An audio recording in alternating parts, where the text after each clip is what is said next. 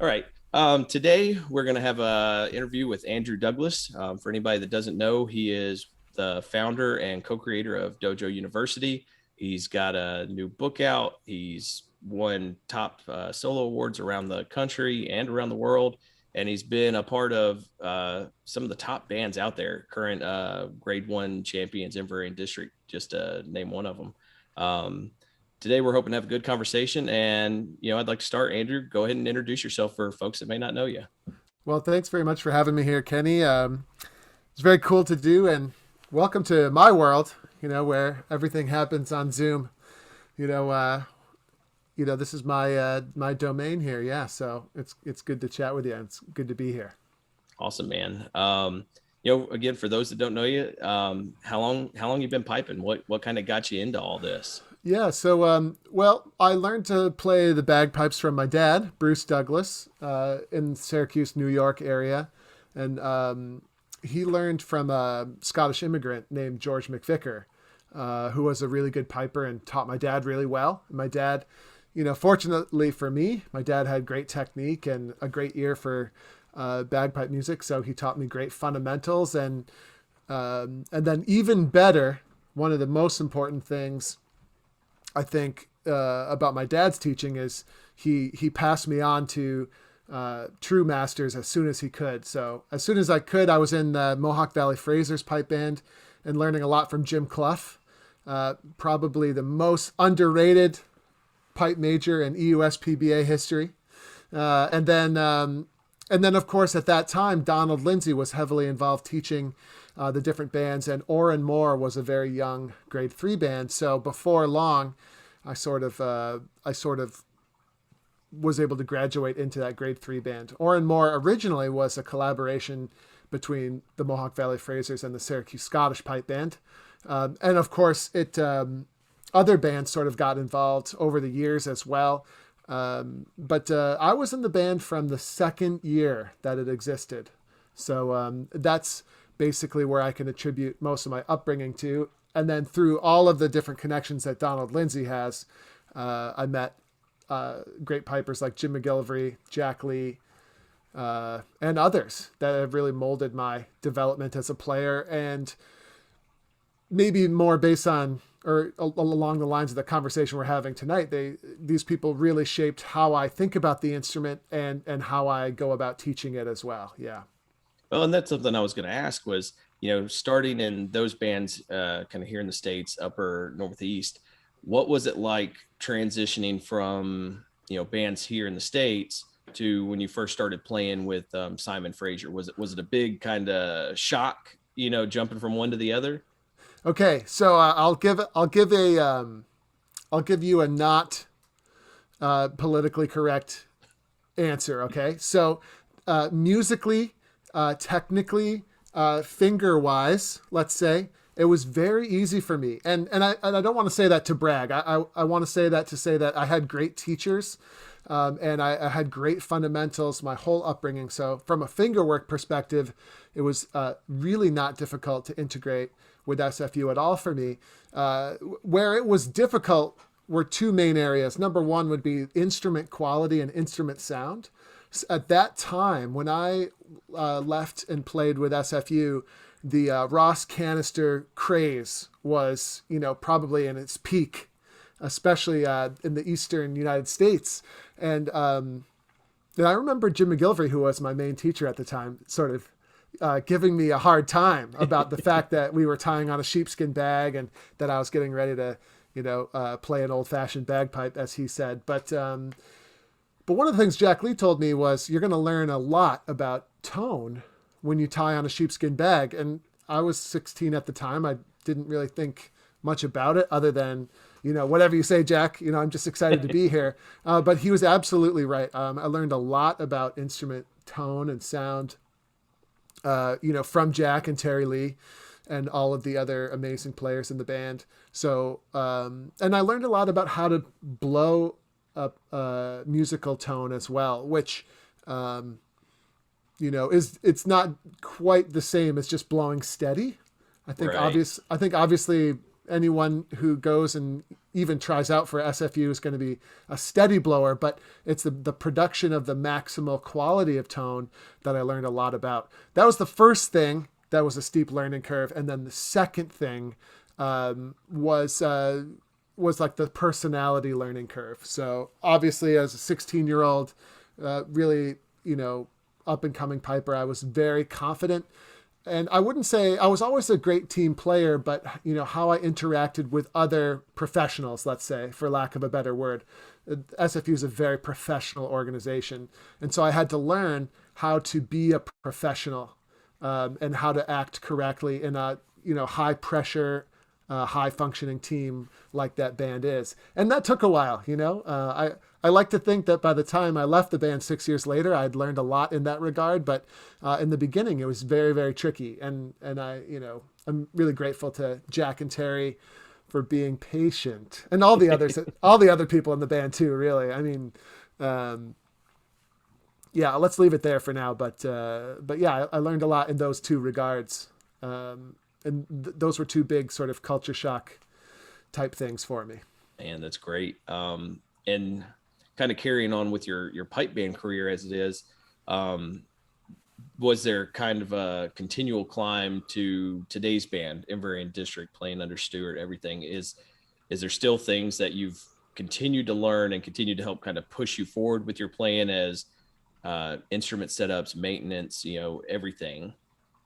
Yeah, well, one of the big things that I've learned to master, and I use that word cautiously, I'm always learning more about it, but to get it to a high standard. So the biggest thing, without question, is that all of us in Inverary, and I think it was the first year I joined the band was the first year that the band itself fully committed to playing entirely cane drone reeds in the band.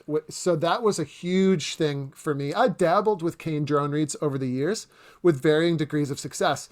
But when the whole band says, hey, this is what we're doing now, and, basically we're going out on the field with cane drone reeds, that really makes you put your money where your mouth is and apply yourself. And so that's been an incredible experience.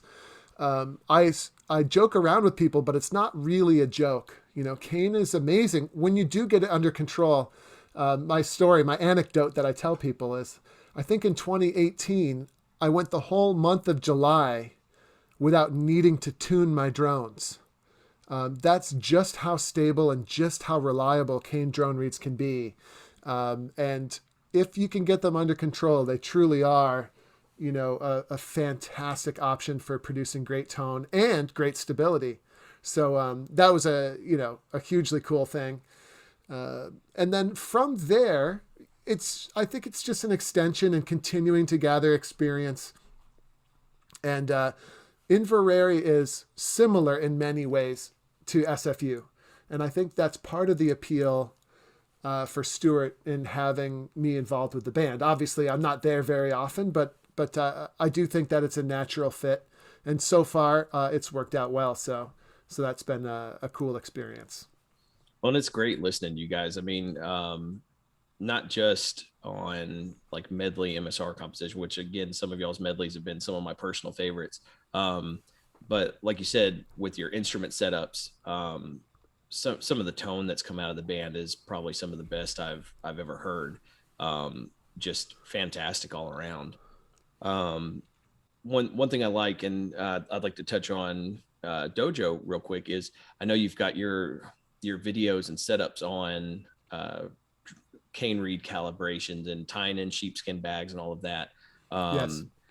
I love that because, growing up in Memphis, I started in a little street band that, we didn't have a whole lot of outside instruction. So kind of growing up through our organization, really to get any kind of higher learning, you'd have to go to workshops, try and record as much as possible. And with what you've built on Dojo, you're putting a lot of this education at people's fingertips that it would be hard to get even by today's standards with all the technology around.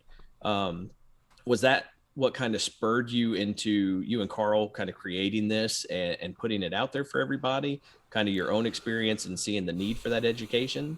Well, you know, I think no. Originally, no. But of course, over time, definitely yes. Originally, and it's still the main thing that guides us today. But the original brainstorm was simply this. I love piping school. I love it. It's great. What if we could do this on the internet so that anybody could come to piping school? That's basically it. That's And awesome. we started small from there. You know, and the cool thing about the internet is, you know, as far as assembling the different personalities, so students, of course, but then also theoretically. Now, when we first started the dojo, it wasn't like it is today. It wasn't like, oh, like let me turn on my original sound so I get the high quality, and then I'll set up my green screen so it looks like it wasn't like that at all. As a matter of fact, we started off with some software. I don't even remember what it was called, but it was a online conferencing software that was like put together by two dudes in their Oh, basement, okay. and it was okay, and it was certainly, but it was uh, certainly uh, Primitive. yeah, and primitive and just like cutting edge. It really was. Now Skype lessons, of course, had been around, right? So that's how you knew the concept was probably possible. But then to get multiple people in a room wasn't really a thing yet. Being able to share PDFs or share your screen or whatever, like that was like like at that time, we were surprised that was even in the discussion. And so it's come a long way since then. Zoom is an absolutely miraculous software.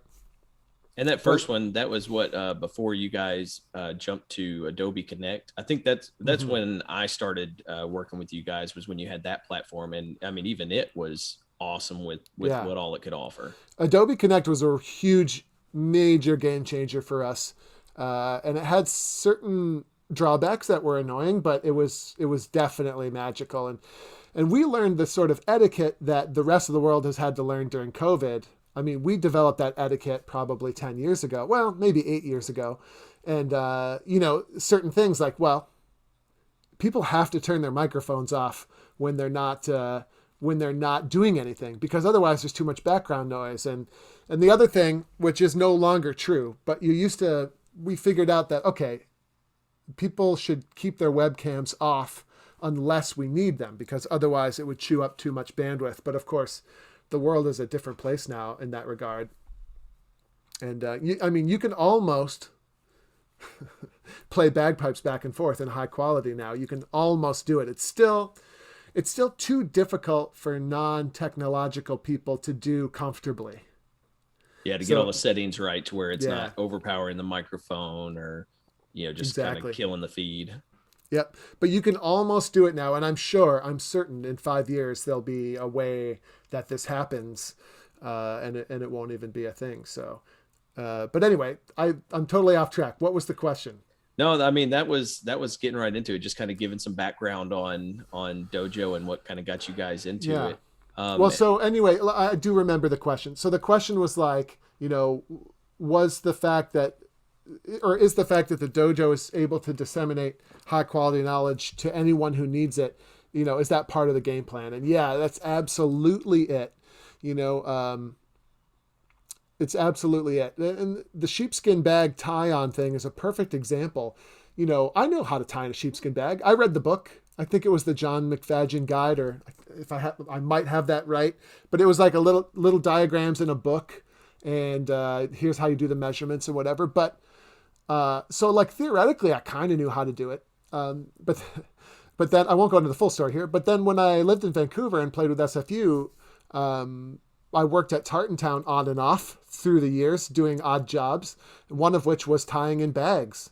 And when Terry Lee gave me his lesson on how to do it, it was absolute game changer. He was using the same measurements, but the little tips and the little tricks and the way that you get the maximum tension and all that stuff is huge. And you're not going to get that 30 years ago in Tennessee, let's say. right. You're not going to get that kind of instruction unless you invest heavily. So that's part of the magic of the dojo, I think.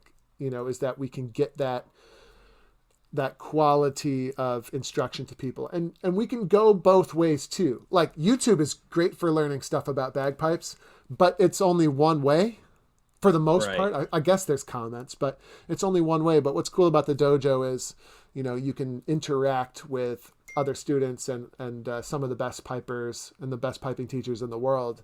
You can go back and forth. You could sign on to a live class and get that interaction. So yeah, it's all part of what makes the project so exciting, and it continues to be really exciting. And that's what I like about the newest iteration of the dojo is it's almost like an online college course where you have lessons, you have course exercises to do. You can turn in recordings and get feedback on them. It's just a great tool. Has your experience through the dojo so far, was that what kind of continued you on this journey of education and kind of pushed you into kind of getting started on this book that's just come out? Yeah, so I've always kind of wanted to write a book. Since I was very young, actually. Like when I was really little, I wanted to be a writer. I wasn't quite sure what that meant. And then, the dojo has something very definitive to say. I think we're quite different along those lines. Like I think you're going to get a different experience at the dojo than you'll get anywhere else in the world. And the things that make us different, I've long felt I needed to write them down and make them clear, because sometimes it's hard to explain to somebody what we're trying to do here. And that's really where the idea of the book came from. And then two things happened. COVID. So we're all locked in our homes. So it's like, well, I'm not going to Scotland this year. And, that book thing seems like a good idea. And so it was on my mind, obviously, as a potential project. And then meeting Camille and getting to know her, and just sort of eventually making the connection that she would be the perfect person to work with on this book. And she was willing to do it. That tipped it over the edge and made it something that was definitely go for launch. Listening to your history on how you learned through the pipe bands, how you've taught through dojo, and then reading this book, do you think it's about time for, and I'm not going to say all pipers or even most pipers, but do you think it's time for kind of a shift in how we teach and how we learn in pipe bands? Because one thing with my own learning, and you kind of touched on it with blowing tone, everything, is when I was coming up through our pipe band, you were given your pipes. There was no real calibration. It was like, here's your reeds, here's your chanter, blow. And there wasn't a lot to that.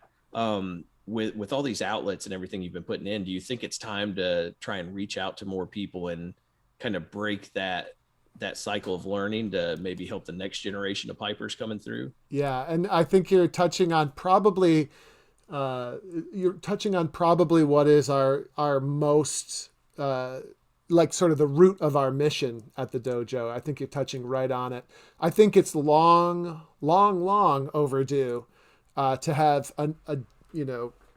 a better way of doing most of the things that we do. I think, yeah, this is, and it's just my opinion. And I have full respect for people who do revere the traditional methods. I have a lot of respect for these people, especially those who manage to create beautiful music despite how dysfunctional the way that it is. I also think that there are other things going on that are transcending the old ways, especially in Scotland. Like basically what you see in Scotland you might call it like a facelift or a revamp of the traditional methods, and sort of like you're seeing it get tied in a lot more directly and with a lot more common sense to the greater musical tapestry. You might say, right? And you've got the degree program in Scotland, like right now. You've got the PDQB program, sometimes known as the SQA program, which is also really, really cool. But I also think that what we're doing it's in the same category as those things, which is we got to fix a lot of what's going on here in order to see the. There's two things going on, right? I mean, I think we don't want to see the art form stagnate. We want to see it, reach a new level, of course, but then also certainly in the United States, we're seeing a huge drop off in enthusiasm, and I think both of those things are a direct result of doing things in an extremely wrong-headed manner. Well, In many and that's respects. something I think we've seen even in our home band here in Memphis is for years we'd have some students that would come in and it would take them years to get up to pipes, or they'd get up to pipes, they'd stick around a year, and then they kind of fizzle out and leave. And as I started kind of coming up through the ranks and becoming a leader of our band, what I saw was when you'd have a new person learning pipes, you'd have leadership throw huge tune book in front of them, throw their pipes at them. And again, not well calibrated, probably way too hard to reads. And it would just, it wouldn't be fun to play. And, they would give up on it pretty quick. And something we've done here in Memphis over the last couple of years have started using manometers or the Roddy McClellan gauge stocks, something that can help us dial in read strengths and calibrate your drone reads and help give that visual on, helping with blowing, not just telling them to blow, but giving them a visual that can help train them to where they can, one day not have to use it and be, comfortable in solo performances or band performances. And we've seen a lot of success with that, even in, year 1 and 2 pipers that without it probably would still be struggling, just, blowing their instrument up. Right. And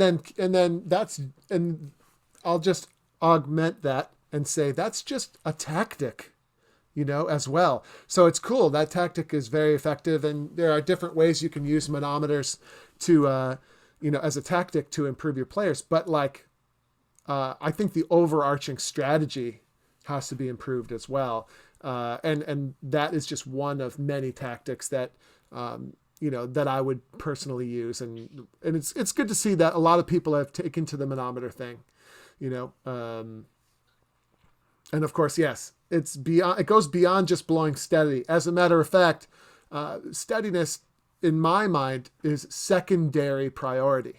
So, it's deprioritized in my opinion. And the highest priority is identifying the sweet spot of your read. Okay. This is like going back to what I was talking about with SFU. Now, we didn't use this terminology in SFU. It was much more kind of like trial and error, try something and either Jack and Terry like it or they don't like it. And then you got to try something else. And we didn't really have the vocabulary for it necessarily, but it's the same basic idea. There is a spot on that read, a certain pressure that sounds the best. And you need to identify what that is. And then your priority is to blow steadily at that pressure. And that the identification of the sweet spot is where most pipers don't have clarity. So you're kind of trying to target practice without the actual target, right? Where they kind of just try and plug and play, here's a new read, put it in and make the best of it, rather than checking your strength, checking the sweet spot, making sure it's balanced up and down the chainer as much as possible. Mm-hmm. Exactly. And that's the other thing. That's one thing we've discovered at the dojo, which, I'm sure there are people out there who have realized this, but I've never heard it taught, which is that, yes, there is an appropriate strength read for each and every one of us. And it's not a good idea. And I think it's a great shame when you give a learning piper a read that's not the correct strength for them. And that's something we've been big on since using the manometers and the gauge setups is we've been able to find, without going necessarily too low, but find a read that is comfortable for the player and where they're at with their progression on piping. And what's great is when we go to order reads, we've gotten a couple vendors where we can tell them, hey, we need a couple in this pressure range, a couple in this pressure range, and so forth. And then when they come in, that's when we take the task, checking to see which one is best for their sweet spot, closest to their number. And then we can kind of progress from there. Yeah. But even that, even what their number is, you have to be careful how you right. determine that. But yes, exactly. The biggest thing, which, regardless of what your tactic is to get there is, the bagpipe should never feel too hard to play. Right. I mean, you have kids, I know, Kenny, right? So, Yes, sir. and I do too. I would never sign my kids up for an activity that was just constant physical pain, right? That would be ridiculous. And we wonder why more kids don't play the bagpipes, right? And again, that's what we kind of ran into back in the older days of our band here in town was that they would order like hard G1 platinum reeds, and with the McCallum Chanters at the time with the bigger holes, I mean, you'd be just warming up for about 10 minutes and felt like you're about to have a hernia. Right. And, you know, if you throw a whole bunch of tunes on top of that, that's are maybe outside of your proficiency level, I mean, there's just no way that you can focus on playing clean music when you're just kind of suffering through just trying to blow your instrument.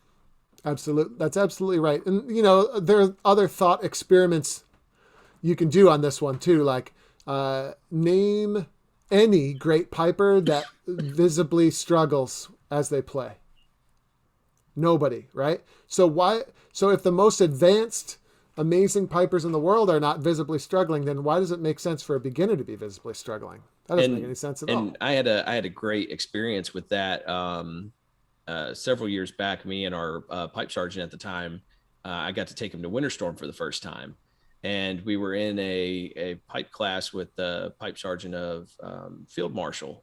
And he asked, you know, anybody that want to come up and try his pipes to see how they were set up, everything. And, you know, we were shocked at how easy they were to play. Absolutely. And he said exactly what you just said. You know, well, why would you struggle if you don't have to? You know, and it's all down to the calibration, everything set up. But I mean, they were like the sweetest pipes I ever worked with, man. Yeah. I had an identical experience with Norman Gillis, Alistair Gillis's father, way back. I was probably 11 years old, you know, and I was 11. I was probably already in grade 2 solos. And I played a nice hard reed, like, you know, that's rumor had it. That's what you're supposed to do. So I had this nice hard reed, and I just remember one day I showed up to class and it wasn't going well. My pipe sounded terrible. It probably wasn't holding air, and I was struggling. And I remember Norman was just like, just put that shite down. All right. Would you? All right. Just grab my pipes and we'll play through Sheepwife or whatever we were doing. And I picked him up, and the reed squeaked right away and all the drones shut off. And then he laughed at me, you know, and then he was like, okay, try it again. Just don't blow quite as hard. And yeah, the bagpipe it sounded incredible, and it was truly a joy to play. And you know, that's the ideal. As a beginner or an intermediate, you're going to have to work hard to be able to achieve that, but that's what we're shooting for. And even in top bands, right? Even in top bands, they might be playing hard reeds, but they're not struggling. Right. And then they might be playing hard reeds. You know, that's a potential strategy for a very high level band, you know, for incremental improvement in tone and projection, perhaps. But nobody's struggling. And if anybody is, that's going to be a detriment to the sound. And like you said, you're not going to be able to focus on music making if you're just struggling to keep the instrument going.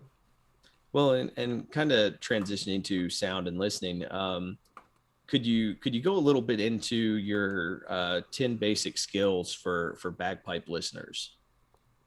For bagpipe listeners? Yeah.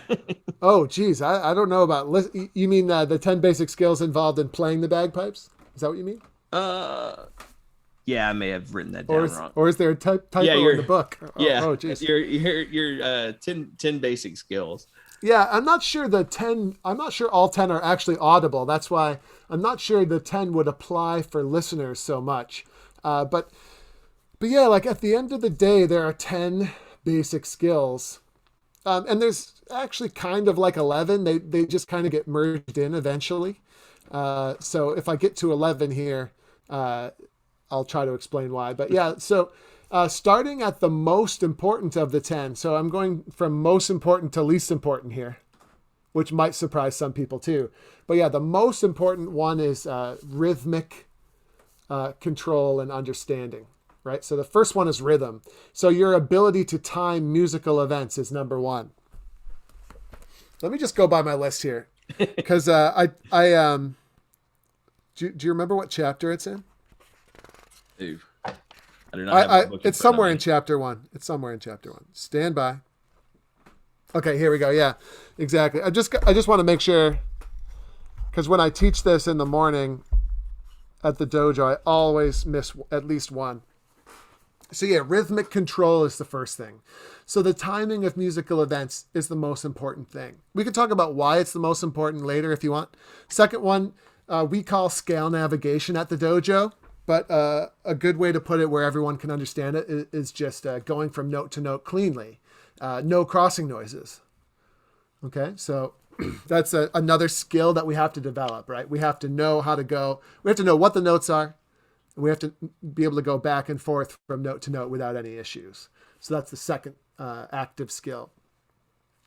And active is a key word here because there are other skills, but they're not active. We don't need them actively when we're playing. A perfect example of that would be bagpipe maintenance, right? Bagpipe maintenance is an important skill, but we don't include it in our list because we're not actively maintaining our bagpipe when we're playing. So these are just the things that we need to be able to do simultaneously as we're juggling all of our musical balls in the air. So grace note quality is the next one. So without going into too much detail, right? We've all heard pipers with bad grace notes, and we've heard pipers with incredible grace notes. And what's the difference and why, and how do we make sure we always produce excellent grace notes? Well, that's the third skill. Fourth skill, physical blowing mechanics. This is the fourth skill. And I do think these are actually in the right order. So once we can play some basic tunes with some simple, excellent grace notes, no crossing noises, good rhythm, stuff like that, it's time to graduate to playing the full instrument. And we'll start with physical blowing mechanics, blowing, squeezing, and transitions between the blowing and the squeezing. Next, tuning drones to each other. So tuning is actually, the way that I look at it, tuning is a two-part process. It doesn't really matter which order you do the process, but the two parts are tuning the drones to each other as a unit. So instead of hearing 3 drones, we just want to hear 1. Really? At the end of the day? Like if you listen to a bagpiper and it sounds like just 1 drone, that's how you know job accomplished. That component is accomplished. And then the other component is making sure those drones as a unit are in tune with all of the different chanter intervals.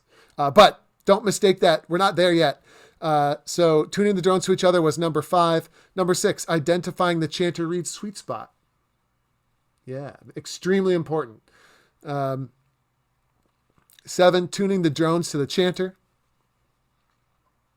And then finally, something that very few other schools of thought ever talk about, I'm pretty sure we're all aware of it though, what we call mental blowing anomalies, and avoiding those is number 8. So a mental blowing anomaly is when something you're doing with your finger work causes a change in steadiness on your instrument. That's what a mental blowing anomaly is. The most common example there would be, have you ever met someone who, when they play a high A, they surge the pressure and they're blowing? Like, what's up with that? Or someone who forgets to blow during a difficult passage and chokes out on the chanter?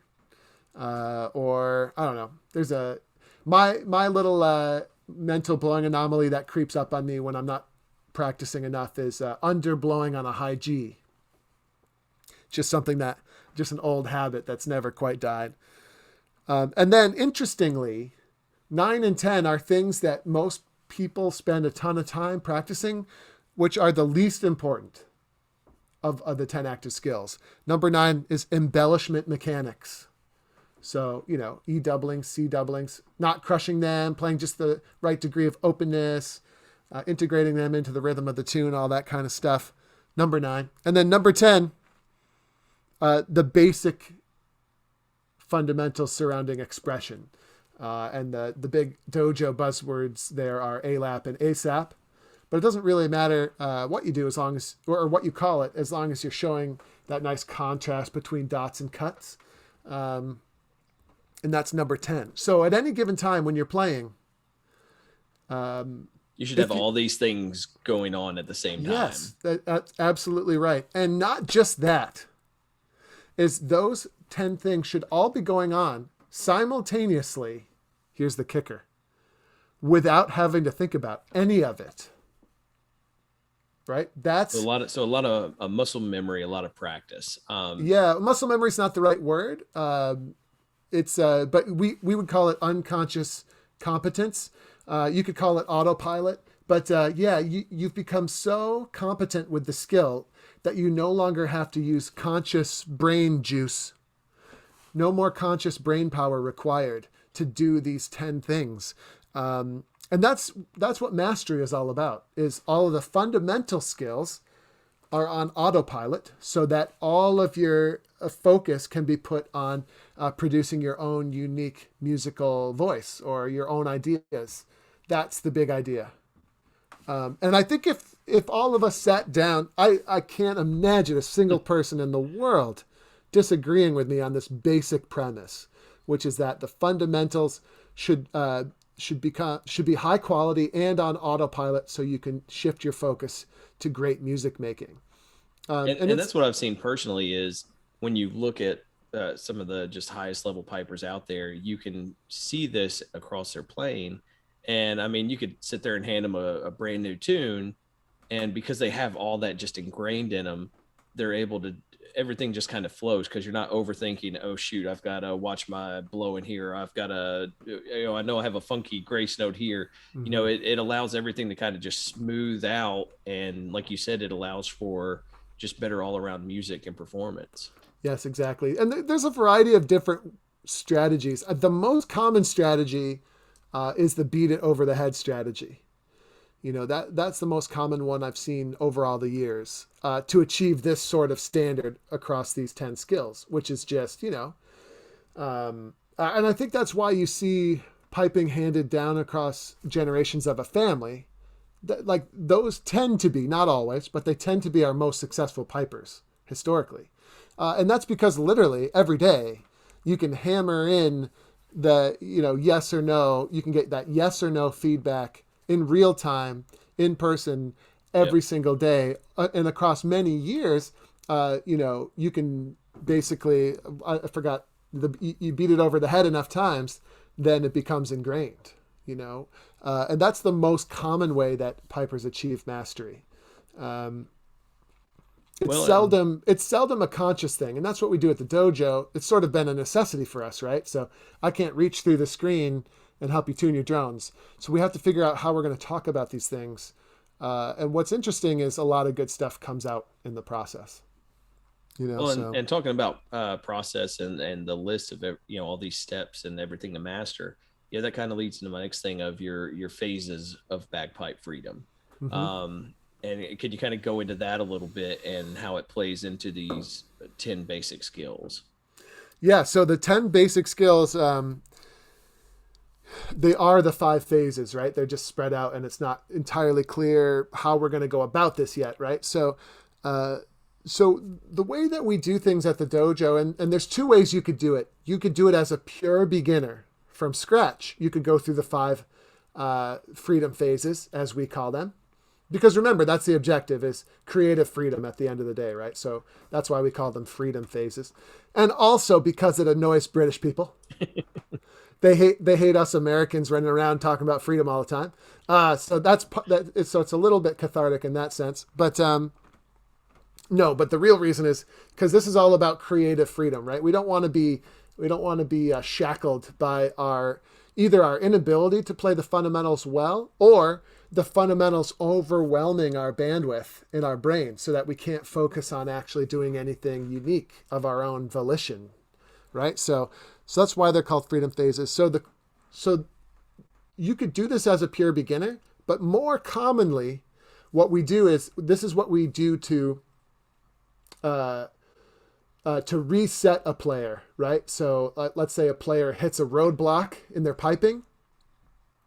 Maybe you can't get out of grade 3 solos, or can't get into grade 3 solos, or maybe you can't quite make the grade 4 band, or you're just kind of stuck. Yeah, exactly. And if you're stuck, this is this 5-phase process will help you identify what gaps are missing in your fundamental skill set, and it'll help you develop them. So, Well, and I think it's easy for people kind of like me in what I call kind of the bagpipe dead zones is if you're working on your own, you don't have an instructor or, kind of a guide like this to follow.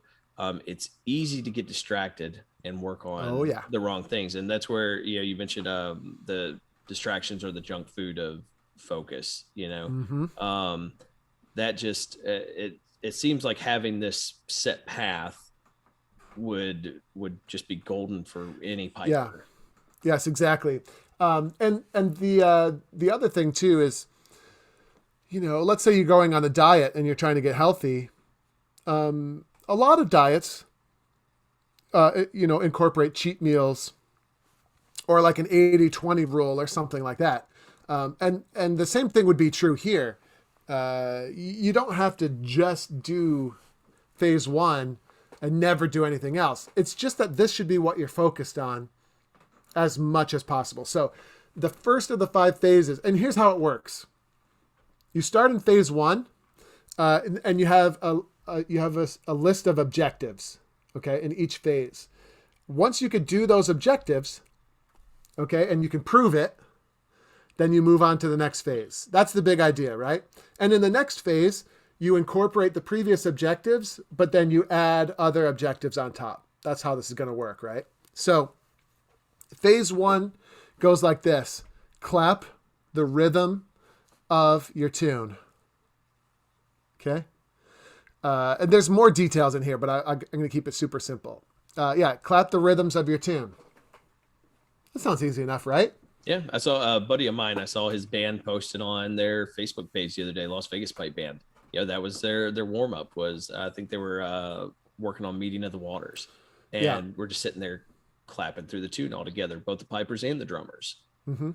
What's interesting about this, well, and then the only rule, okay, the only thing that, the only wrench in the spokes here is that you must use a metronome, okay, when you do it. And why is that? Because we're not all perfect. Well, and that's just it. And the metronome, okay, gives you, the metronome is like a measuring stick, okay? Yep. Without the metronome, you cannot prove that your rhythm is accurate. Okay, so think of that, like we're not using a metronome because we want to become robots. Okay, we're not using a metronome because like we're mean. Okay, we're using a metronome because that's the only way to measure whether or not you were successful. Okay, otherwise you're just sort of shooting rhythm out into the air. And what do we find? Well, a lot of people who thought they were good at rhythm, when they turn the metronome on, they find that they're catastrophically, habitually out of control in the sense that they're always ahead of the metronome on every single beat. We find that 97% of the time. It doesn't matter the level of the player.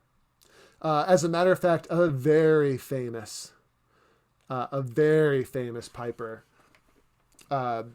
decided to be a good sport and to give it a shot with us at one point. And this is a very famous player who's won at least 1 gold medal. And he could not play accurately to the click yet. And of course, we're going to work on that. That accuracy is key. The big idea is we want to know exactly when we're going to play something and we want to be able to do it. That's the big idea. And it usually takes pipers several tries, but that's all you have to do in phase 1 to get through. A lot of pipers can do everything well except rhythm. Okay, but so phase 1 is a great controlled environment. And what kind of, either you could say it sucks or you could say that it's extremely interesting, depending on what type of personality you have. It involves no practice chanter and no bagpipes. I just want to know if you can clap the rhythm of the tune or not. That's phase 1. Simple, right? Now, phase 2, we're going to take the rhythm, obviously, because tunes can't exist without rhythm. But phase 2 is you're going to take your tune and you are going to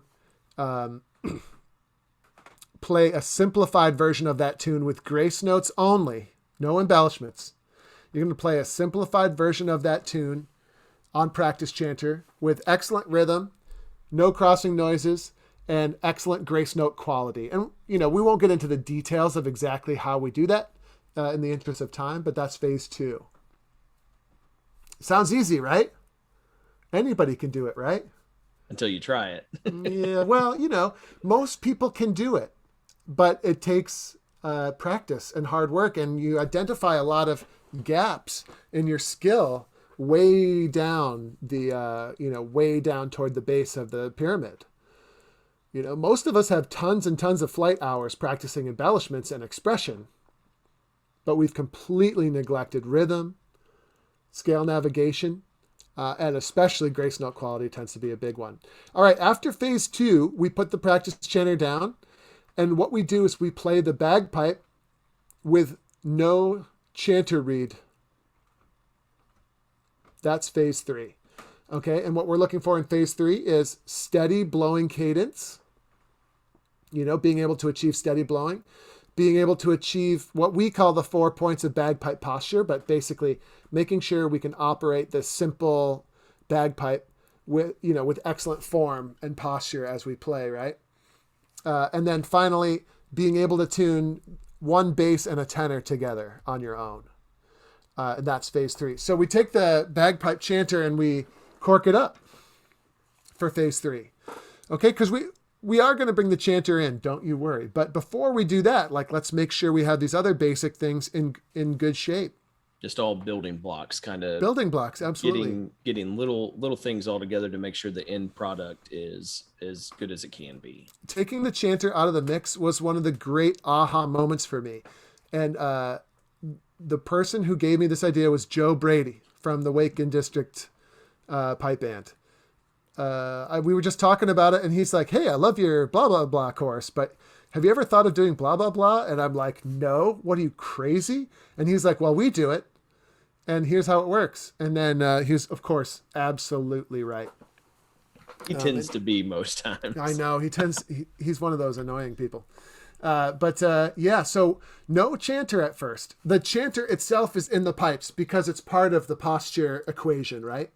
So the chanter is plugged in, and we're setting up our posture, and we're getting that smooth blowing cycle, and and then we're also practicing some basic tuning skills in that controlled environment.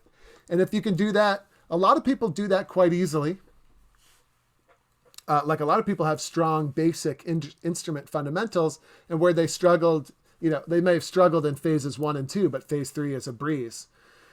It really changes with every individual, because every individual has different gaps in skill. And that's what the Freedom phase process is designed to illuminate. How do you like that? That's a great 3-syllable word. That's right. All right, so phase 4 is basically putting phase 3 and phase 2 together. So now we put a chanter reed in the pipes, and we're playing that simplified grace notes only version of your tune on a good sounding bagpipe. We only do it with 2 drones. And there are, as you know, different things that pop up as soon as we put that chanter in. We got to deal with tuning the drones to the chanter itself, which is quite tricky. Those mental blowing anomalies sneak up on us right away, which is quite tricky. And we want to hear that people are playing at that sweet spot of their chanter reed. So phase 4 tends to be a bottleneck. It takes a while. In addition to those 3 new things, we have to do all the other things as well.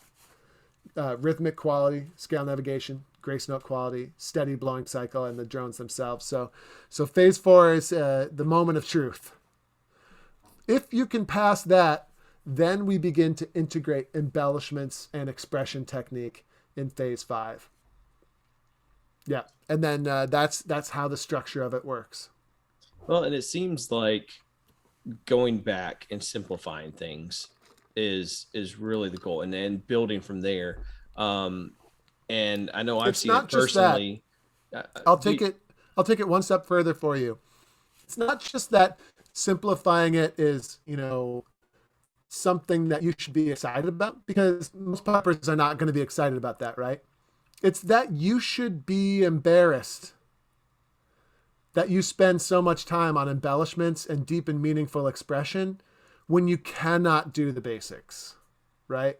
So you're too nice, Kenny. You won't say stuff like that. And but and that kind of plays into what I was going to say was, do you kind of like what you just said? Do you think that plays into why there's so many in the piping community that kind of push doing stuff like this aside? I've seen it quite a bit where it's like, why do I need to go back and do that? Or, even why do I need to record myself playing?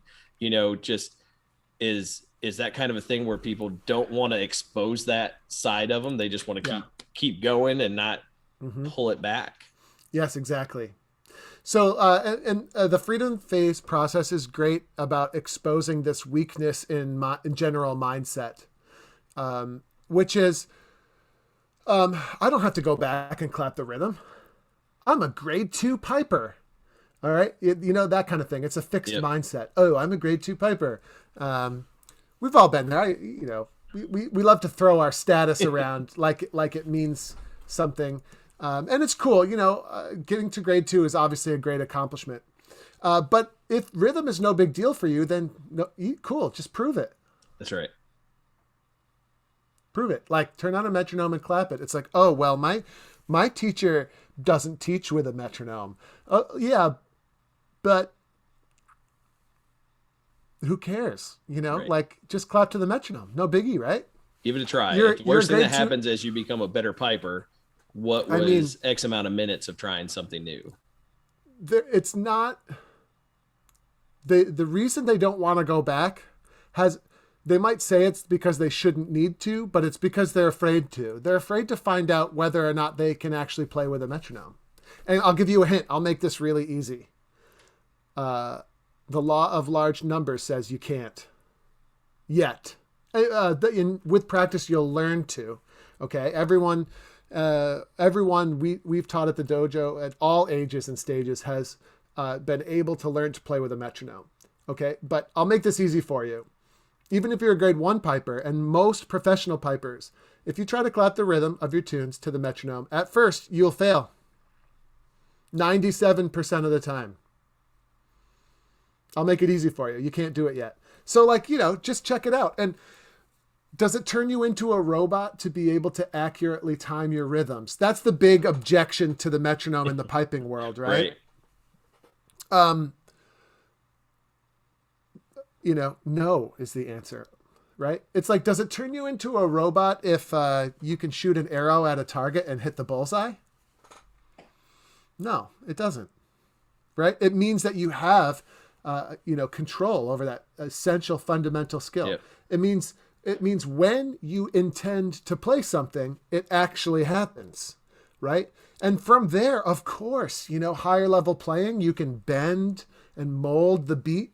You can change it. You can speed it up or slow it down, or just bend it and flex it to make your own unique musical voice come out. Of course you could do that if you choose to later on, but it all starts with control. Well, and what do you, and again, it goes back to the numbers thing. Sadly, my own personal experience, there's a lot of hard-headed people in the piping community. What do you think it's going to take to kind of push, especially onto band leaders, that kind of train of thought, get them to pull it back, work on the basics, and see it as, not as necessarily a weakness with your playing, but, a way to strengthen not just you, but your entire pipe corps. Yeah. So I think that's a really, really deep question. And I think there's a lot of issues. I think that one of the unfortunate realities is that we don't expect our pipers, individuals, or our pipe bands to play with rhythmic control. We don't expect it. And a lot of times bands are winning with bad rhythm. So, in that case, it's going to be difficult to convince bands to implement a system of rhythmic control when it's not something that is really required to be quote unquote seemingly successful, even though eventually you will hit that wall and not be able to progress, and you'll wonder why. And it has to do with these fundamental skills that are lacking, but what do we reward in the solo competitions? As early as grade 4, otherwise known as the entry level grade, and I'm speaking at the moment about solo competing, but as early as grade 4, we are rewarding stuff like your ability to get from the beginning of a full pibroch to the end without anything catastrophic happening. Now, that's a great feat, but it doesn't really correlate to any of the essential fundamentals, in my opinion, right? And then we're rewarding stuff like call and answer phrasing and light and shade and strong weak, medium weak, and full embellishments. Playing the bagpipe with all 3 drones. And like, these are the things that are under the spotlight. And we completely disregard rhythm altogether. And in a lot of cases, we're disregarding the basic instrument mechanics as well. And, so how things are structured contributes to the problem. You're not rewarded for doing the things that are important to be done. And again, this is just my opinion. And I'm fully aware that there are other opinions out there. And as long as they're well argued, I have a lot of respect for those opinions too. But it's very difficult to accept an argument that doesn't take this into account. What we're doing here is we are sifting through enthusiastic learners to try to find outliers. Right? That's what we're doing with our mindset. Oh, Kenny's got a sneeze over there. Sorry about that. No problem. So right now our process sifts through and finds the needle in all the haystacks. And what we should be doing is the opposite. And the outliers will rise to the top of that rise to the top of the haystack regardless, right? But what we need to do is find a system where anyone who's enthusiastic has a clear image of what needs to get done in order to ascend the different levels. And not everyone is going to come out sounding like Callum Beaumont. But whether we alienate all the other enthusiastic players in our search for, the Callum Beaumonts, that's easily decided one way or the other. Shoot, yeah. Kind of along those same lines, as we're getting close to our hour, don't want to hold you up too long.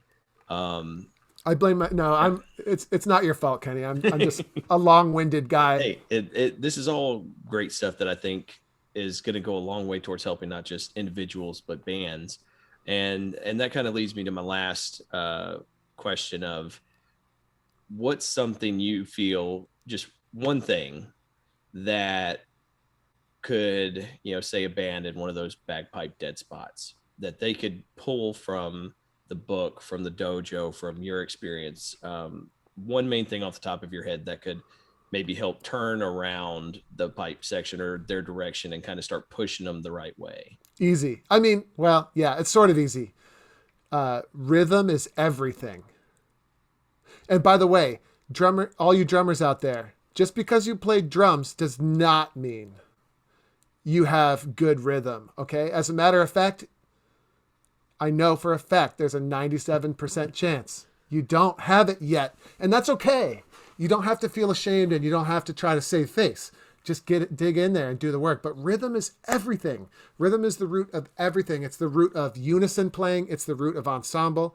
And for pipers, it's the root of scale navigation, grace note quality, embellishment quality. How can you express something if you're not in control of the timing of your fingers? Can't do it. And by the way, the same's true for drummers. Rhythm is everything. So anything you can do, and again, I talked about it earlier in a weird way, but rhythm is not going to be explicitly rewarded on your score sheets. Okay, that's why this seems weird to hear someone talk about this. It's a difficult thing to talk about on a score sheet, which is why it doesn't show up. It's not that judges are bad. It's just like, how do you explain what's wrong with a person's rhythm in a couple of words on a score sheet, right? That's where you tend to see that more in that after competition talk with the judges that are willing to have some words with you, where you'll get that verbally, but like you said, it's kind of hard to put that into words. Yeah. So rhythm is everything. Integrate a rhythmic warm-up into your band practice. Don't exclude the drum corps from the rhythmic warm-up. drum course. I got my eye on you out there.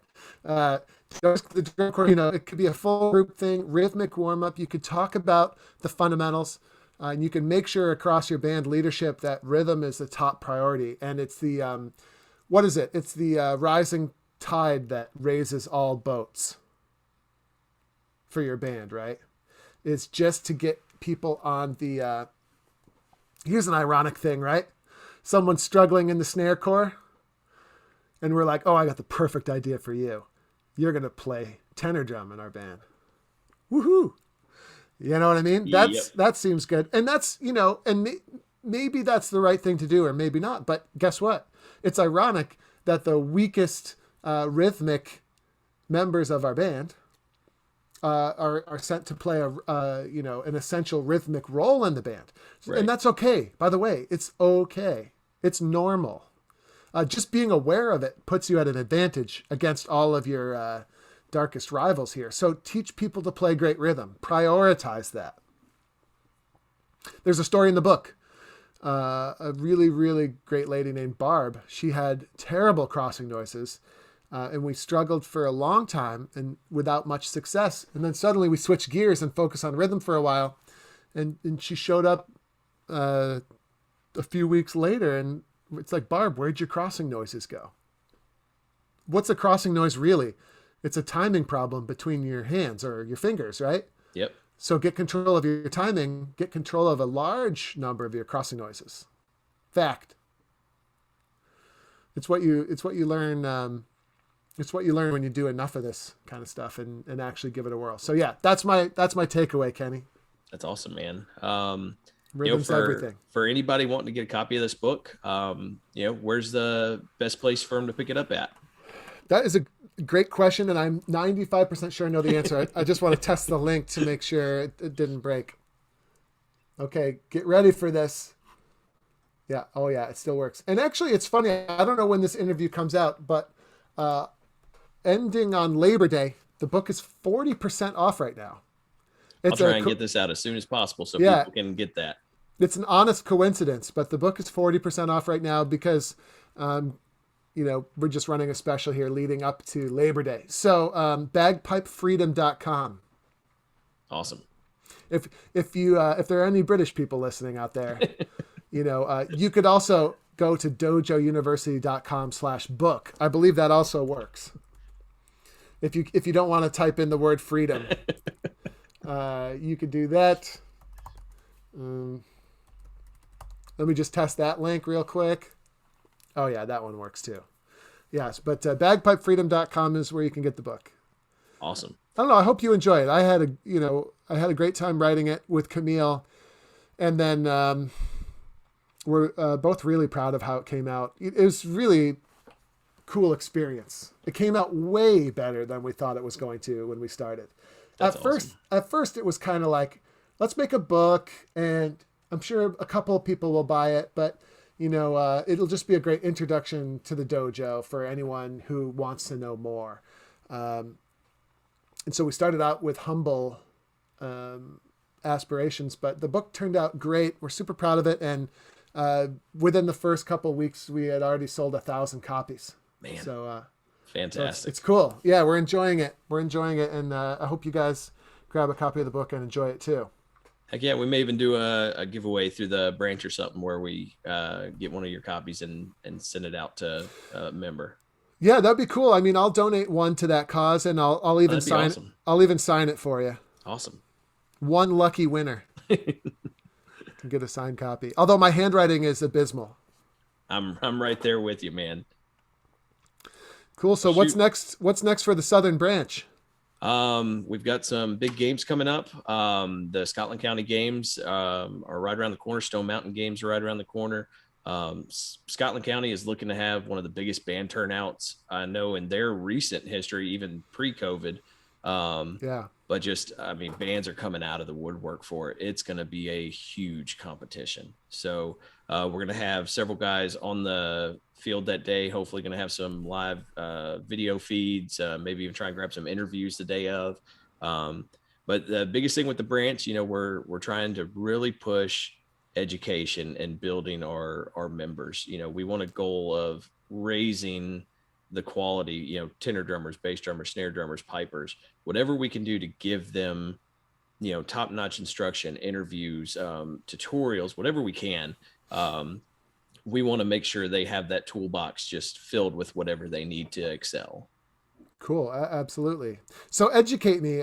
What is Florida part of the Southern Branch, or is Yes, that sir. different? It was, I think, apart for a time, and then it was its own association for a while, and it's now back a part of the Southern Branch. And then is Texas as well? No, sir, that is part of the Southwest Branch. Southwest Branch. Got it. Yeah, Yeah, so I'm that not. starts at I think Arkansas, kind of heading southwest. I'm pretty thick-headed with that kind of stuff. I know that the USPBA has a variety of branches, and then I know I'm in the Northeast Branch, and then And that's about it. my knowledge ends there. I've always been in the Northeast Branch, and I've never. I mean, we did in the old days we always did the Colonial games. Those were great, and then is that Metro or is that Mid Atlantic? See, I don't even know. Oh yeah, I'm not real sure on that because it's all see, and you guys have so much more concentration of events and competition, just everything once you get up there. And that's actually something else we're trying to do. A few months ago, we had an online competition here for branch only members, and whether everything goes back to normal eventually or not, one thing we want to continue is that online competition where you give bands a chance that may not ever have a chance to travel to compete, a means of playing against bands they would never meet, I mean, even at a local game. So just whatever we can do to kind of expand their community Awesome. is what we're shooting for. Absolutely, yeah. Very good, sir. Well, thanks so much for having me on. I'm always happy to talk for a long time. Hey, So thanks again for letting me do for your that. time today. And shoot, I hope everybody enjoys this, and hopefully we can have you back to go over some stuff again in the near future, maybe even do some tutorials or something. Sounds great. Awesome. Well, Sounds thank you great. very much, man. All right, you're welcome. See everybody later. Have a good one, man.